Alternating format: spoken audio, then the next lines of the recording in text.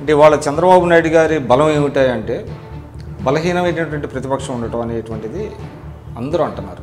వాళ్ళు భయపడుతున్నారు కాబట్టే బలమైనటువంటి ప్రతిపక్షాన్ని నోరు నొక్కాలని బలమైన ప్రతిపక్షంలో ఉండేటువంటి వాళ్ళందరినీ కూడా వలవేసి ఎరచూపి వాళ్ళందరినీ ఎమ్మెల్యేలు లాక్కోవడం జరుగుతుంది. ఆ వైసీపీలో ఉన్నాడు కదా అని చెప్పేసి సేవటపాకాయలన్నీ కూడా తలకు చుట్టి అంటించి చంపేశాడు. నందిగామ ప్రాంతంలో ఉప సర్పంచ్ని చంపేయడం జరిగింది. ఒక 5 నుంచి 6 సార్లు నా మీద భౌతికంగానే అటాకులు జరిగింది. బ్రతికి బయటపడటం అనేటువంటిది జరిగింది. తప్పించుకున్నారా? శాశ్వతంగా ఎవరు ఈ సమాజం ఉన్నంతకాలం ఆది మానవుడి దగ్గర నుంచి ఇవాళ వరకు కూడా ఆయుధం లేనిదే సమాజం లేదు అనేటువంటిది ఉంది.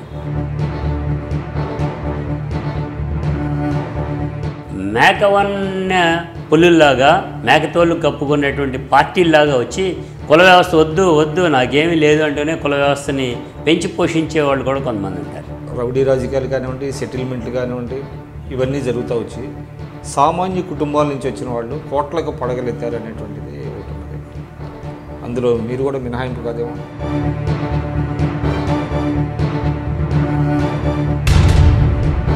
మీ మీద కొన్నాళ్ళు రౌడీ షీట్ కూడా తెరిచినట్టున్నారు. అవును.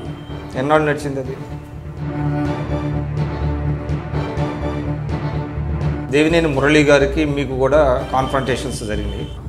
అంతకుముందు మిమ్మల్ని ఫిజికల్గా ఎలిమినేట్ చేద్దాం అనుకున్నారు. ఫిజికల్గా ఎలిమినేట్ చేయడానికి ప్లాన్ చేస్తే నా దగ్గర ఉండేటువంటి వాళ్ళందరూ